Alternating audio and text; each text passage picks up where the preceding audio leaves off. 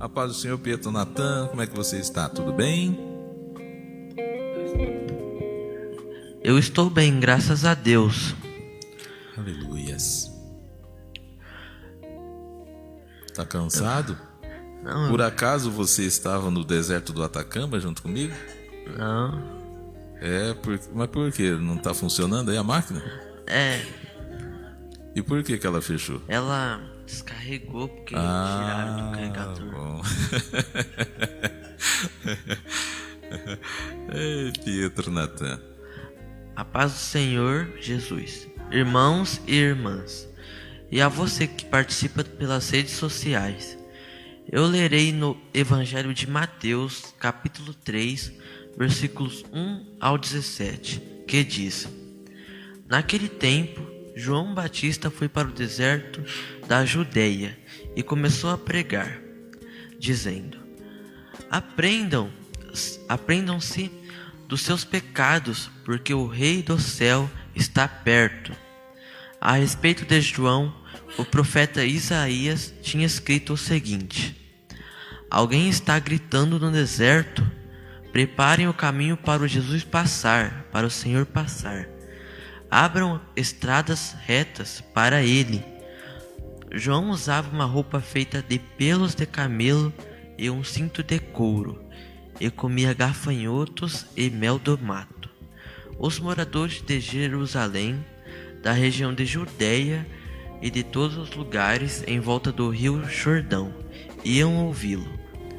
Eles confessavam os seus pecados e o João os batizava no rio Jordão.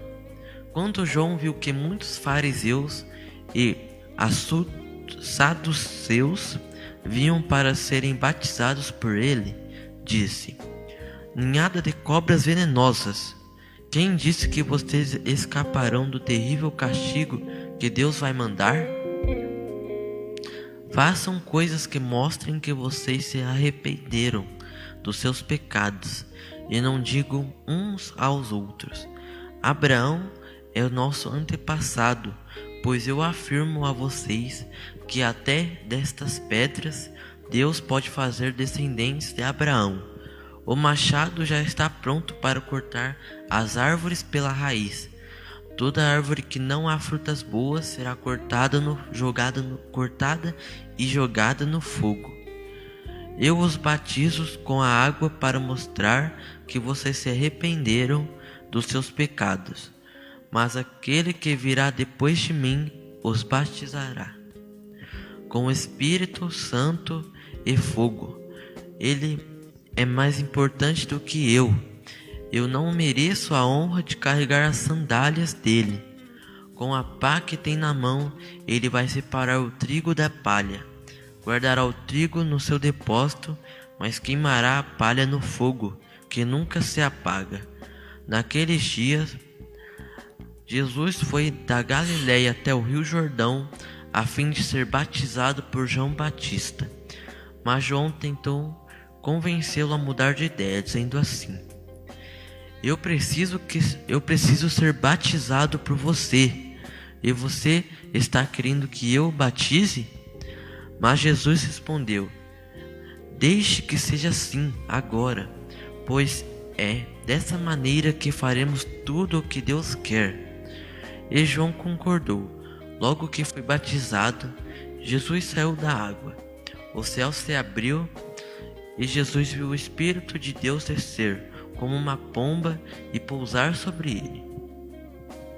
E do céu veio uma voz que disse: Este é o meu filho querido, que me dá muita alegria. No livro de Isaías, capítulo 40, versículos 1 ao 11, acessamos uma profecia dada a Isaías que se refere a uma voz que clama no deserto com a função, o objetivo de ser precursora, de ser preliminar, o back vocal, como chamamos na música, da voz principal. Portanto, a profecia anuncia alguém, uma pessoa que viria antes da chegada do Messias. No segundo texto, lido pelo Pietro Natan, Em Mateus, no capítulo 3, versículo 1, observamos o que os demais evangelhos, Marcos capítulo 1, versículo 3, Lucas capítulo 3, versículo 4 e João capítulo 1, versículo 23, apontam a identificação da voz que clama no deserto na pessoa de João Batista. Portanto, os 4 evangelistas concordam que João Batista foi o cumprimento da profecia de Isaías. A voz que clama no deserto traz a ideia de gritar, de se fazer ouvir ao dizer algo em alta voz, uma mensagem proferida em tom de proclamação.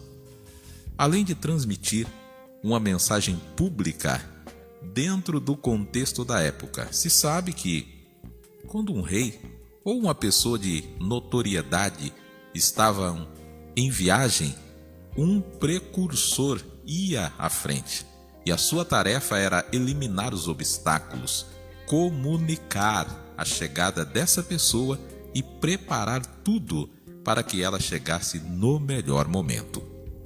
Dentro do contexto de nossa época, a voz que clama no deserto se assemelha aos serviços que as embaixadas realizam como representações de seus respectivos países.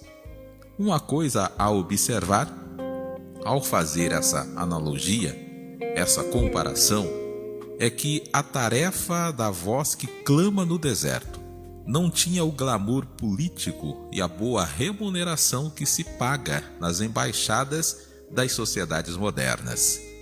João Batista não começou e nem desenvolveu seu ministério nas sinagogas ou em algum templo, não frequentou faculdade de teologia, não se converteu ao pacote, às luzes, ao luxo da religião e da falsa espiritualidade.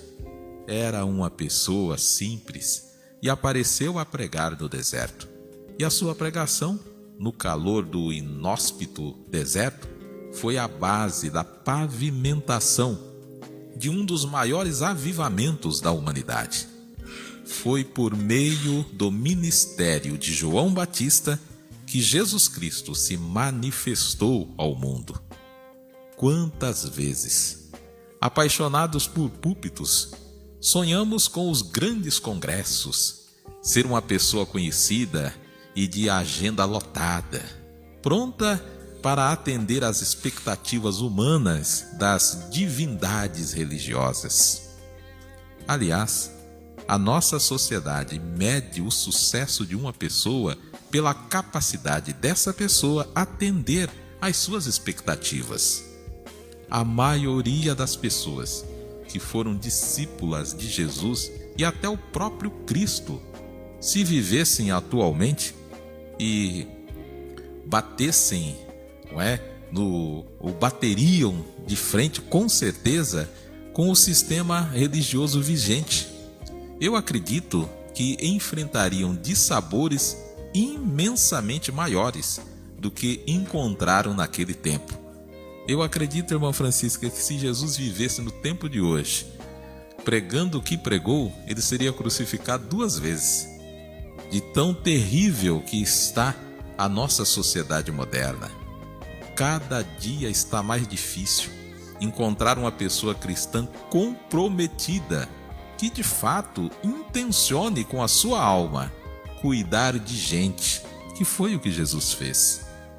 A voz que clama no deserto não era impulsionada pelo dinheiro, pelo sistema religioso, mas pela unção e a provisão de Deus. Não buscava aplausos, honras e louvores. Por isso, Deus lhe conferia sinais e revelação de glória em glória. Pregar no deserto, para a nossa sociedade moderna, é sinônimo de falar ao vazio, para uma audiência que não pode ou não quer escutar.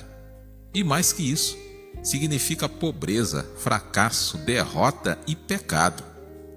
Ainda bem que isso não tem a ver com a verdade e com o amor de Deus.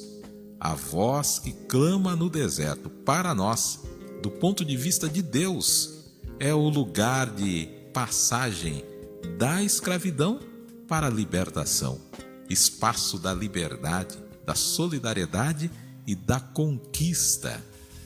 No deserto, Jesus sofreu a tríplice tentação da riqueza, da glória e do poder. No deserto se refugiaram as pessoas perseguidas em razão da sua fé. A voz que clama no deserto é uma diplomacia que prepara o caminho de Deus, aplana as veredas, nivela vales e colinas da nossa mente e do nosso coração, possibilitando que nasça e esteja em nossa vida, aleluias, o Emanuel, o Deus Todo-Poderoso habitando conosco, possibilitando que, em breve, se estabeleça o reino de Deus, quando finalmente se encontrarão justiça e paz. Amém.